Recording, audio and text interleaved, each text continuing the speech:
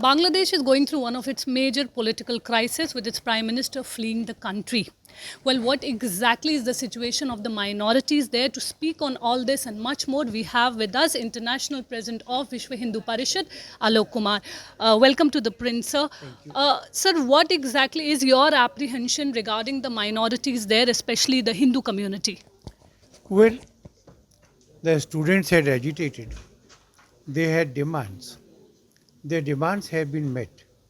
The government has fallen. The Prime Minister has fled. But then some vested interests have made efforts. And I believe the ISI is a part of it. To now direct the agitation towards the minorities. And we have reliable information that the Hindus and Sikhs have suffered losses and damage in their business places, houses, and at their places of worship. The Kali temple in Dhaka has been burnt down. The Iskakon temple has been damaged. This is a very alarming situation. At one time, there were 32% Hindus in Bangladesh. They have been reduced to 8%. So we appeal to the world community to intervene, to put pressure on Bangladesh to safeguard its minorities. What are your... We are the immediate neighbors, and the responsibility of the government of India is greater than others to employ all what they can, everything within their power, to safeguard the minorities in Bangladesh, and we would appeal to the interim government in Bangladesh to take immediate and effective steps to restore law and order and to ensure the security and welfare of the minorities, particularly the Hindus, Sikhs, Jains, Bauds, and Christians. A number of leaders have also commented on the fact that they can expect a number of people fleeing from Bangladesh to India from the border areas. I'm not sure if it would be fleeing. I would call it an attempt of infiltration, a deliberate attempt to come to India, to change the demographic balance, particularly in the border areas. And that would be a dangerous thing because that would disturb the demographic balance, that would put a strain between the relations of the two communities, and would be a big burden on our economic infrastructure. I have seen in media that the government has alerted its security forces, and the chief of BSF and CISF are at the borders, personally supervising things. I believe that the government of India would be successful in preventing any sort of infiltration from Bangladesh to India. But what about the Hindu community, which right now feels that threatened there? What about them? Would they be given shelter in India? Especially a lot is being talked about the CAA.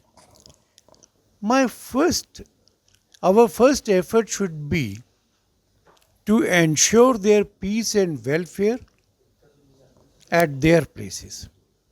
Uprooting a person from the place where he has lived for generations, coming to strange lands, start all over again, is not a very happy situation. Our first effort is that they remain there with peace and security. You had also spoken about how there are a number of distress calls that have been received, and even the VHP is in constant touch with the community there. Yes, we are in contact with the community in different districts of Bangladesh, and we are monitoring the situation and apprising the government of India about it. Khalida Zia and many others have also been released. What am I to say about it? It is their decision. I am concerned about this, that some known terrorists have escaped from the prison in the wake of this agitation.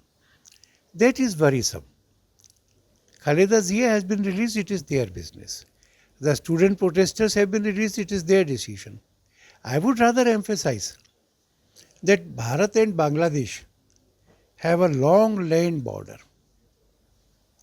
Our interests are common, particularly in the interests in maintaining peace and development. The change of government should not mean an effect in our friendship. I would hope that the new government in Bangladesh would be alive to this reality and the friendship between India and Bangladesh would be strengthened.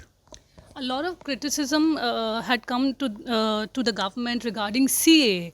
How do you see the role of CAA, especially in a situation like this? Do you think the cutoff date can be changed to sort of accommodate the Hindu minority from Bangladesh?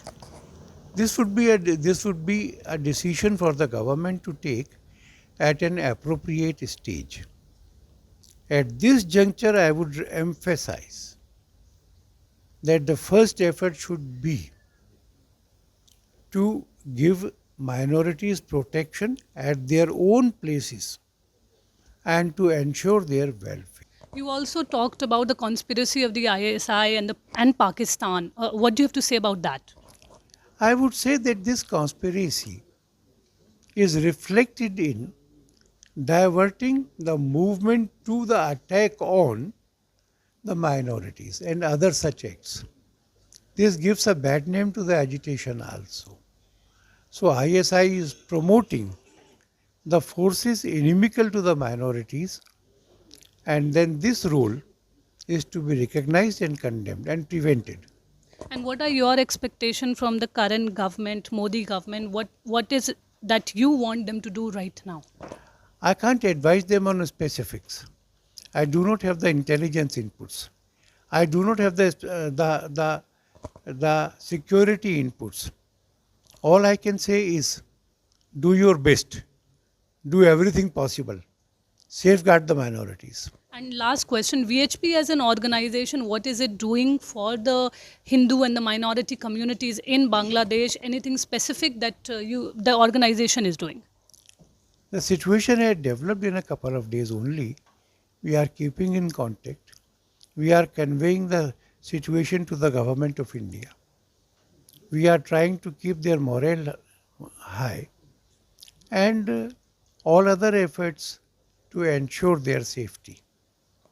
Thank you so much for speaking with us. This is Neelam Pandey reporting for The Print.